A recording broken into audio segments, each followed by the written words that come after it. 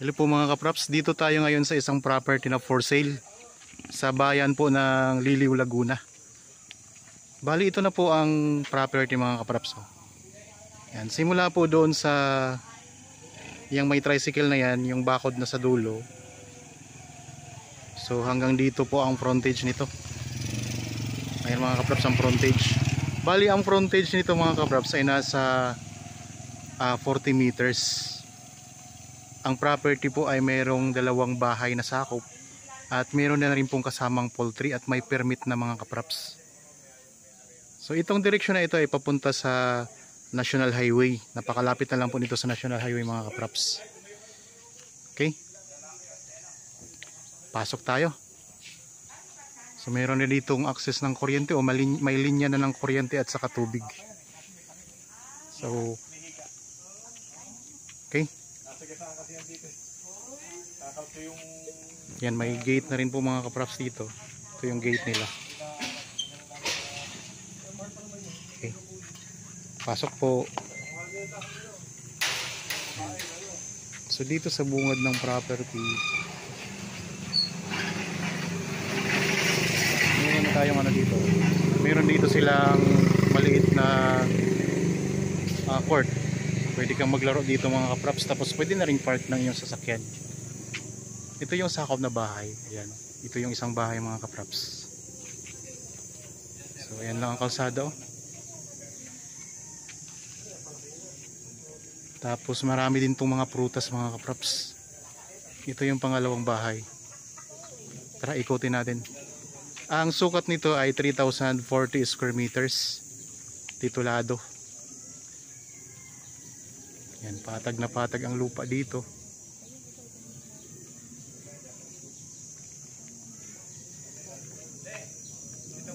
Yung bahay. Tara mga kapraps, pupuntahan natin ang loob ng bahay. Yung mangga.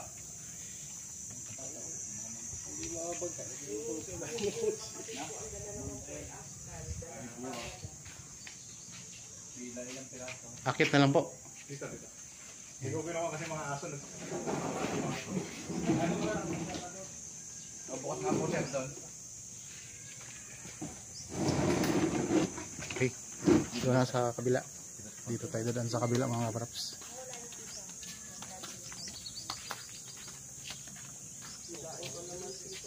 Yan, meron ditong pinto sa may harap ng kalsada. Tara, pasok natin. Tingnan natin yung ano. Ito yung loob ng bahay mga kapraps. Ito yung isang bahay. Yung nasa may bandang kalsada.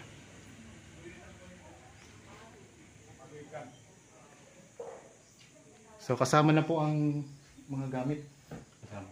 So kasama na po ang mga gamit dito sa loob na makikita nyo mga kapraps.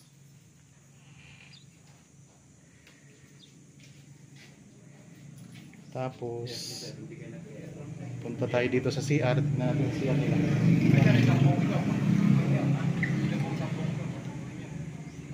Yan, malawak po ang CR mga kapraps.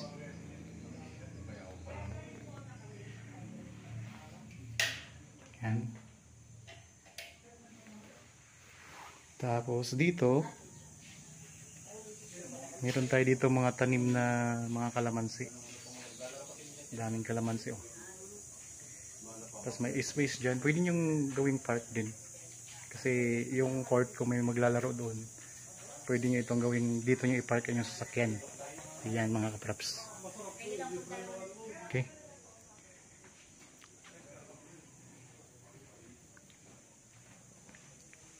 Tapos dito naman tayo sa kabila. Kung sakaling interested kayo mga kapraps, meron tayong contact details na makikita nyo sa inyong mga screen. Viber, cellphone number, Facebook Messenger, at saka cellphone number mga kapraps. Yan, meron din mga tanim na lansones dito. Tapos may mga rambutan. May langka, mayroong puno ng mangga. Tapos dito mayroon silang maliit na garden na may bakod na. Yan. May garden sila dito. Meron ding puno ng avocado. Ayun. Tapos mayroong tangke. Mayroong tangke ng tubig. Yan, dito sa gilid ng bahay, ayan, meron kayong pwedeng gawing playground. May pine tree. Tapos mayroong puno ng langka. Sa gilid maraming kalamansi. So ito yung pangalawang bahay mga kapraps. Bali meron itong isang kwarto. Tapos may CR na rin po sa loob. Meron yan. So ito.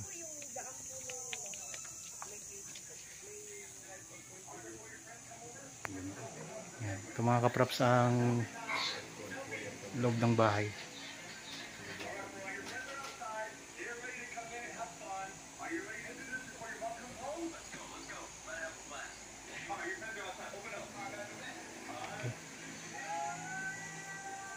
Tapos punta tayo dun sa sa poultry.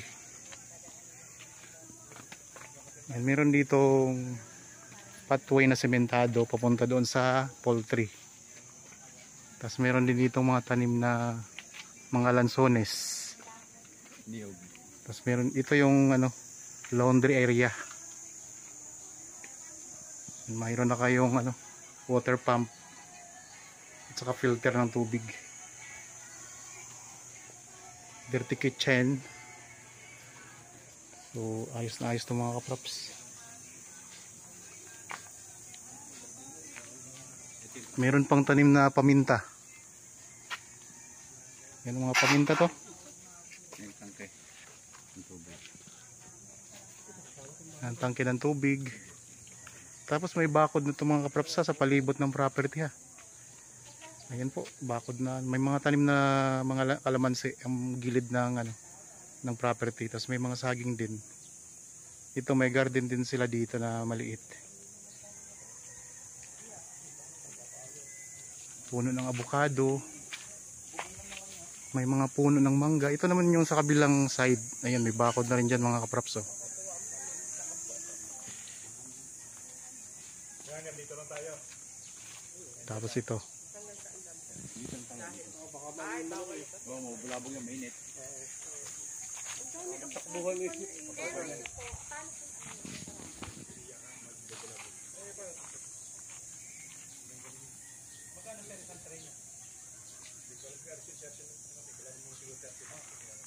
Dito yung pinakalikurang bahagi ng bahay mga kaprops ng property.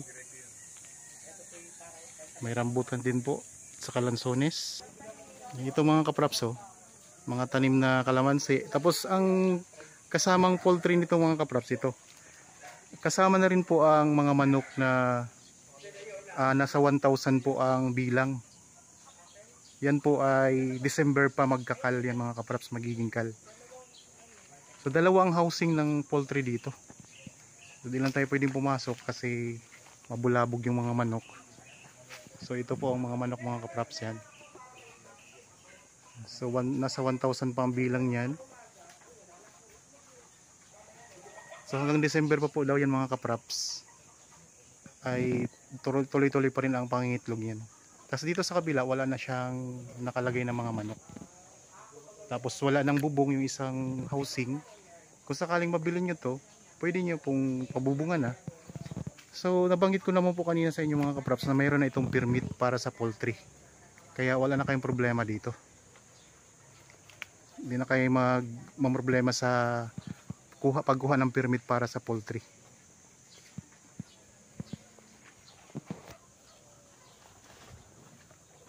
Yan, ang ganda mga kaprops. Mayroon na kayong dalawang bahay, mayroon pa kayong poultry dito sa may bandang likuran. At may bakod na po sa palibot ng property. Yan, ko lang natin, i-zoom lang natin yung mga manok. Yan, so may mga itlog na yan mga kaprops.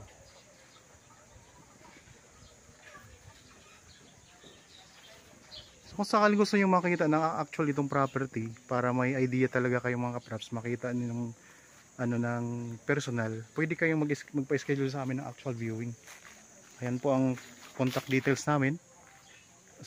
Mayroon tayong Viber, cellphone number, Facebook Messenger, at saka mayroon tayong WhatsApp mga kaprops. So may mga viewers tayo na naghahanap ng property na may poultry. Ito mga kaprops ang pwede namin i-offer sa inyo. Ang ganda pa, tabing kalsada lang yan mga kaprops. So mayroon na kayong dalawang bahay dito at sakop na o kasama na ang mga gamit sa loob. Yan, meron kaming kasama ngayon na buyer mga kapraps. So kung sakaling gusto niyo rin tingnan, para kung nagustuhan niyo naman po mga nakita niyo sa video, so pwede niyo tingnan itong property ng personal. Nandito may mga puno ng saging.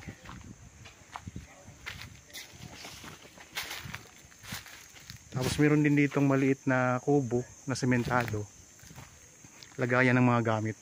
Dito naman meron din kubo na yari sa kawayan. So ang ganda mga kaprops ng property. Kaya kung sakaling nagustuhan nyo, ano pong hinihintay nyo mga kaprops, punta na agad kayo dito para makita nyo ng personal.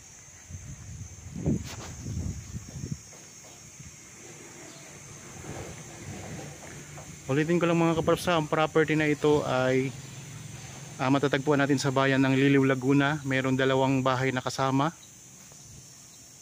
at mayroong dalawang housing ng poultry sa likuran.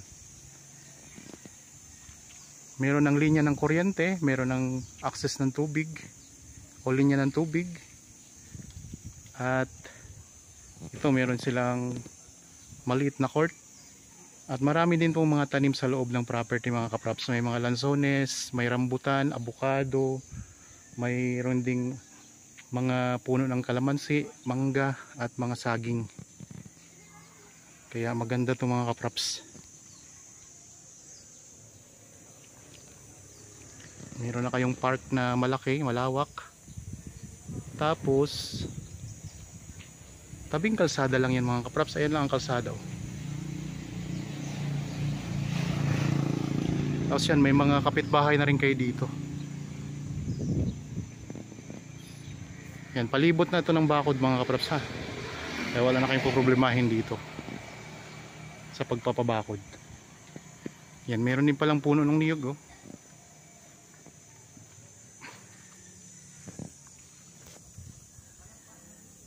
Okay po, sana nagustuhan niyo yung property na in-offer ko sa inyo ngayon. Para po sa mga bago pa lang sa aking channel at napadaan lamang dito sa aking channel, huwag niyo pong kalimutang mag-subscribe at pindutin na rin po ang notification bell para maging updated kayo sa mga bagong property na i-offer namin. Maraming salamat po, lagi tayong mag-iingat at God bless po sa ating lahat mga kaprops.